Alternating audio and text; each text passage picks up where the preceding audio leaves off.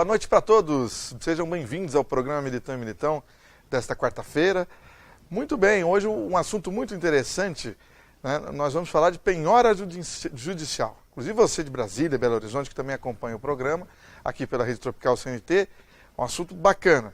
Para tanto está conosco aqui a advogada Ludmila Rodrigues Simões, né, sócia da Rodrigues Simões Advogados Associados. Ela é especialista em Direito Processual Civil e Direito Bancário. E sempre vem com temas interessantes como esse ao programa Militão e Militão. Boa noite, doutora Ludmila, como vai? Tudo bem? Boa noite, Marcelo. Tudo bem, e você?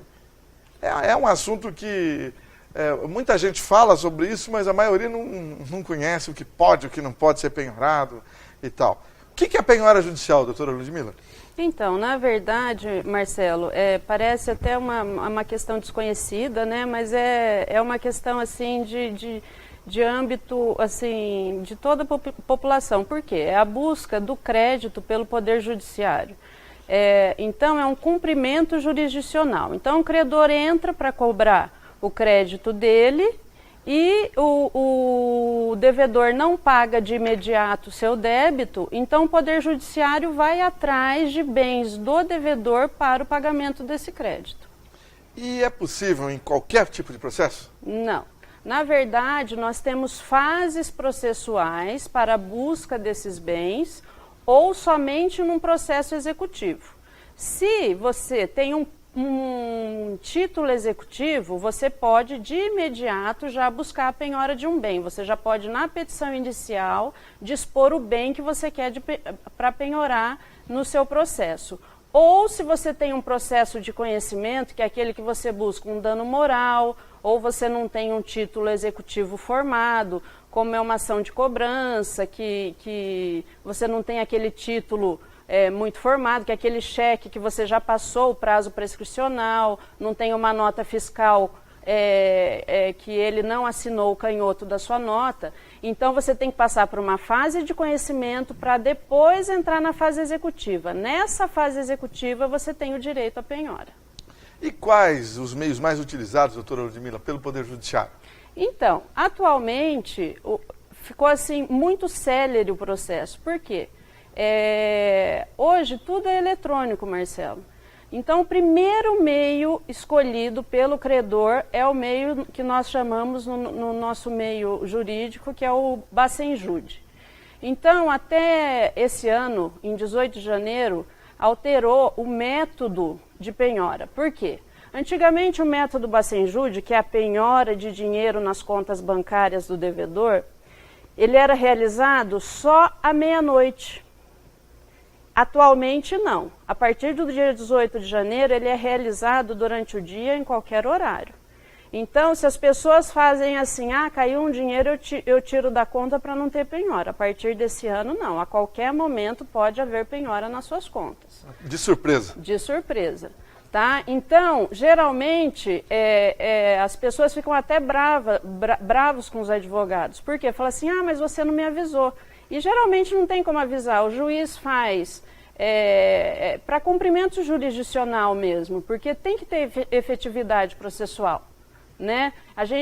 O credor entrou com o processo para ter efetividade, para não abarrotar o Poder Judiciário de processos sem efetividade. Então tem restrição de visualização do advogado, o advogado não fica nem sabendo do devedor que vai ter essa penhora Bacenjude.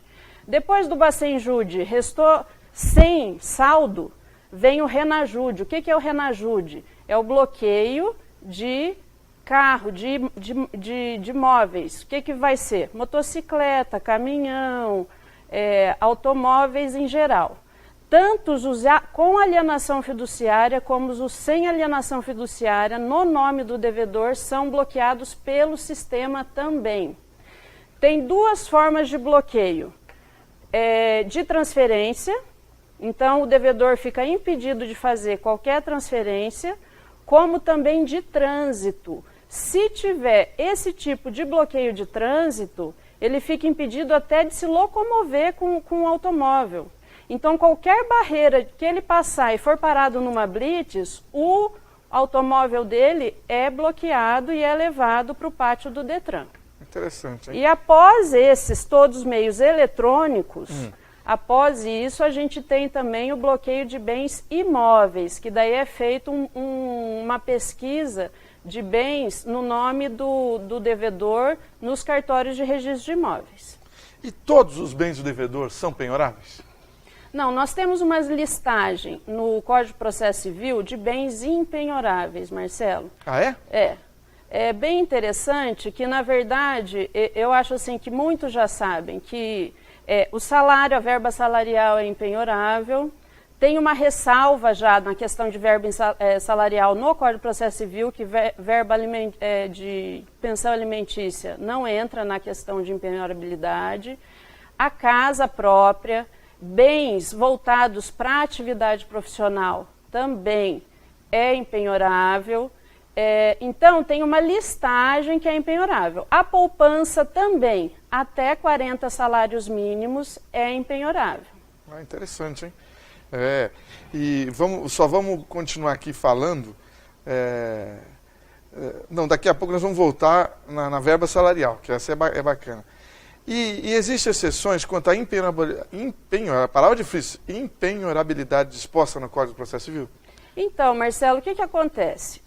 Com o passar dos anos, o Código de Processo Civil foi alterado em 2015. O que o Poder Judiciário viu? O Poder Judiciário viu que o devedor estava buscando meios para se valer dessa questão da impenhorabilidade. Entendeu? Então, o Poder Judiciário começou a criar mecanismos, jurisprudências, para poder achar brechas, para poder falar assim, nossa, é impenhorável, mas se nós acharmos tal coisa, a gente pode penhorar. Então, existem exceções, sim. É interessante, né? Vamos voltar na verba salarial, no salário. Muita gente diz assim, salário não pode penhorar. É verdade? A gente vale falar do salário como também da aposentadoria. Certo. Né? É muito interessante que a gente aqui pode falar dos dois, que a gente pode até equiparar. Verba salarial é impenhorável? Até certo ponto. Porque se o credor fizer toda a pesquisa de bens, não encontrar nada, ele está autorizado a penhorar 30% da verba salarial e da aposentadoria do devedor, sim.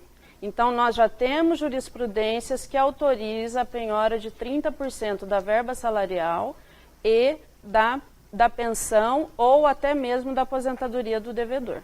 Isso dependendo do valor do salário? Independentemente do valor. Se ele comprovar, na verdade, insuficiência de recursos, alguma coisa assim, tudo bem. Só que daí ele vai ter que ter a defesa junto ao advogado dele. Entendi. O juiz primeiro defere, certo, para depois ele fazer a defesa dele. Não é brincadeira, não. Já nós voltamos para continuar essa conversa com a doutora Ludmila Rodrigues Simões, advogada, sobre penhora judicial. O Ateliê de Delícias Hashimitsu é a melhor doceria de Londrina. Agora com 6 lojas espalhadas pela cidade, inclusive no Shopping Catuaí. E sempre com uma linha completa de produtos irresistíveis. Venha conferir.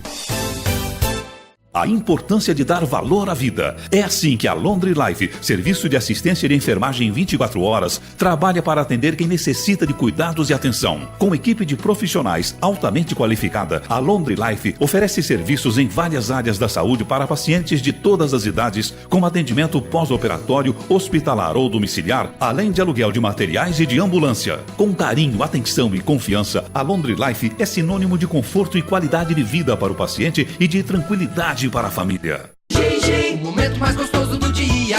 Pode ser a sua hora do almoço, sozinho ou com a família.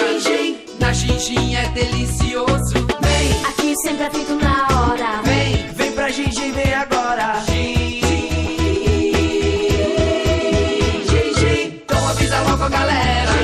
Sabor aqui não tem fim. Cardápio recheado te espera. Que delícia é comer na Gingin. Seu momento de sabor.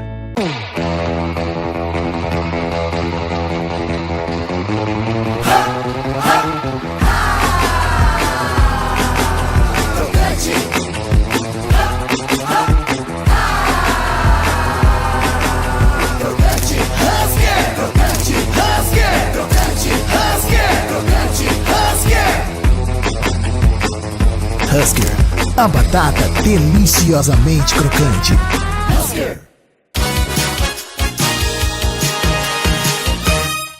Estamos de volta com o programa Militão e Militão e vamos continuar conversando sobre penhora judicial, né? Olha, o que eu já vou perguntar para a doutora Ludmila sobre casa, bem de família, casa onde você mora, né? Casa do devedor. Ela também pode sofrer penhora? Antes disso, tem a dica de inglês da FD English. Hi guys, I'm Dora and this is FDTV. Nós trazemos dicas de inglês bem práticas e sem blá blá blá. Você sabe como traduzir a palavra ponto para inglês? É fácil. Ponto é point. Mas veja estes casos. Ponto de ônibus em inglês é bus stop. Ponto de interrogação, question mark. Ponto no e-mail chama dot. E ponto que o médico faz, ou na costura, são stitches. Bus stop, question mark, dot, stitches. Veja nosso próximo vídeo para saber quando traduzimos a palavra ponto como point. E não esqueça, ponto de ônibus é bus stop. Ponto de interrogação, question mark. Ponto no e-mail chama dot. E ponto médico de costura é stitch. Essa foi a dica de inglês com a FDTV. Muito bem, agora vamos retomar esse bate-papo muito interessante com a doutora Ludmila Rodrigues Simões, sócia da Rodrigues Simões Advogados Associados, sobre penhora judicial. Doutora Ludmila, o bem de família, a casa onde o devedor mora, pode sofrer penhora ou não? Na verdade, um dos tópicos do Código de Processo Civil, como eu falei anteriormente, ele é que o bem de família é impenhorável. Então, quando a casa onde o devedor mora, ele sofre penhora, o advogado tem que apresentar diversos documentos comprovando que aí lá é onde o devedor reside.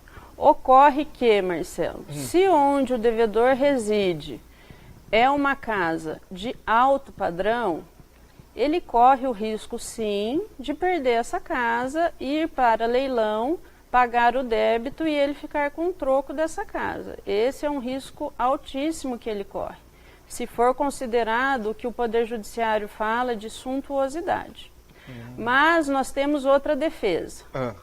Porque, na verdade, geralmente, essas casas de alto padrão, o devedor ele é casado. Certo. Né? Concorda que o devedor ele não é proprietário sozinho desse bem? É verdade, tem a esposa. Tem a esposa. E em alguns casos, e os filhos, né? E os filhos que são herdeiros. Então, na verdade, uma casa dessa não reside somente o devedor, reside geralmente de 4 a 5 pessoas.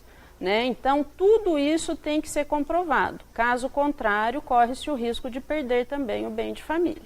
Só uma pergunta aqui. O brasileiro acha que pode fazer sacanagem, né? Durante o processo, se ele, por exemplo, mudar, ele é proprietário da casa e tornar outro proprietário, isso é totalmente ilegal ou não? Ele é proprietário...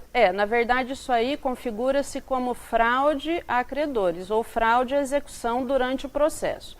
Se ele faz isso antes do processo, mas quando ele contraiu a dívida, é fraude a credor. Se durante o processo, é fraude à execução. Daí isso quem tem que configurar é o credor. Ele tem que buscar a documentação e comprovar no processo. Entendi. Após a penhora, é possível a defesa do devedor, doutora Ludmila, entrar com possível liberação do bem?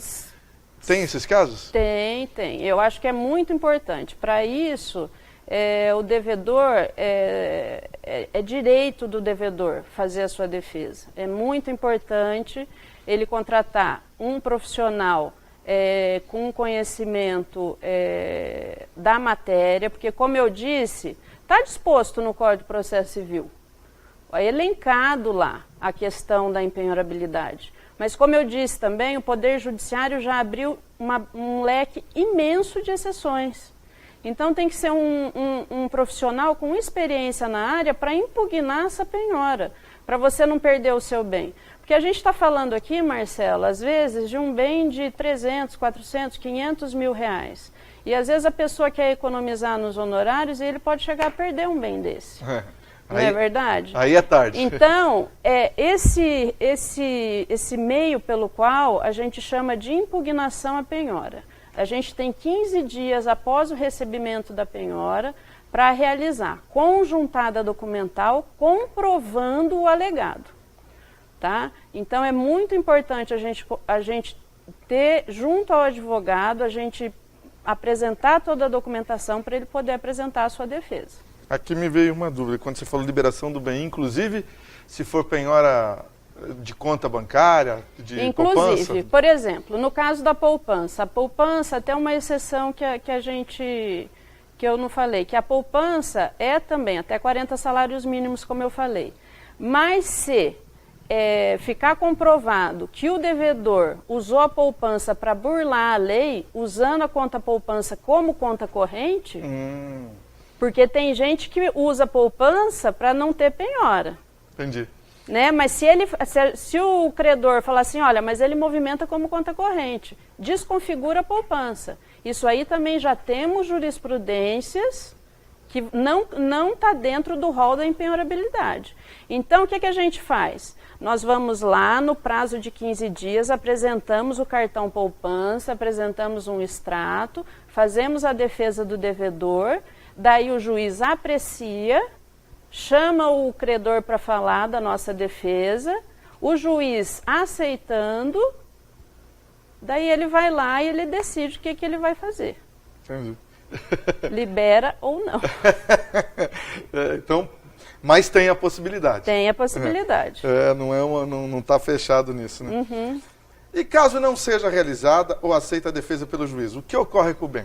Então, no caso do dinheiro, Marcelo, se, por exemplo, o juiz fala assim, não, eu entendi que essa sua conta poupança e esse seu dinheiro não provém de salário ou pensão ou aposentadoria, libera-se o dinheiro para o credor, abate da dívida. No caso de automóvel, o credor ele tem o direito de, vai para avaliação o carro é avaliado, o credor pode falar assim, tá bom, eu aceito ficar com o carro, abate pelo valor da avaliação, ou o carro ou o imóvel vai para leilão. Tanto com o carro como o imóvel vão para leilão, e daí abate do valor da dívida pelo valor do leilão, ou ocorre a adjudicação pelo credor e abate pelo valor do bem. Entendi. Demora muito o leilão judicial, não? Hoje em dia não, Marcelo. Hoje em dia, com o indeferimento da impugnação, já é agendado o leilão eletrônico, que hoje em dia ocorre o leilão eletrônico, você entra online mesmo, e o Brasil inteiro já fica de olho para poder arrematar esse bem. Leilão está marcado, não há mais nada para fazer, né? Ou ainda dá? Não, dá para fazer sim. Ah, nós podemos, se tiver alguma nulidade na carta do leilão ou datas, alguma coisa, a gente pode fazer alguma coisa. Opa, interessante tá? a lei, Ou né? pode ter um embargo de terceiro. Por exemplo, foi penhorado aquele bem, só que o credor vendeu para terceiro de boa-fé. O terceiro de boa-fé pode entrar com embargos de terceiro no processo e falar assim, ó, esse bem aí é meu. Vocês penhoraram um bem que não é dele mais. Eu comprei há anos atrás, está aqui o contrato. Então, cabe também recurso ainda. A lei é interessante. Já acabou? Que bate-papo bom. Doutora Ludmila Rodrigues Simões, muito obrigado pelos esclarecimentos a respeito de penhora judicial. São muitos detalhes, né? Isso que é interessante na lei, né? E bom trabalho. Obrigado, Marcelo. Ok, já vamos embora. Boa noite para todos.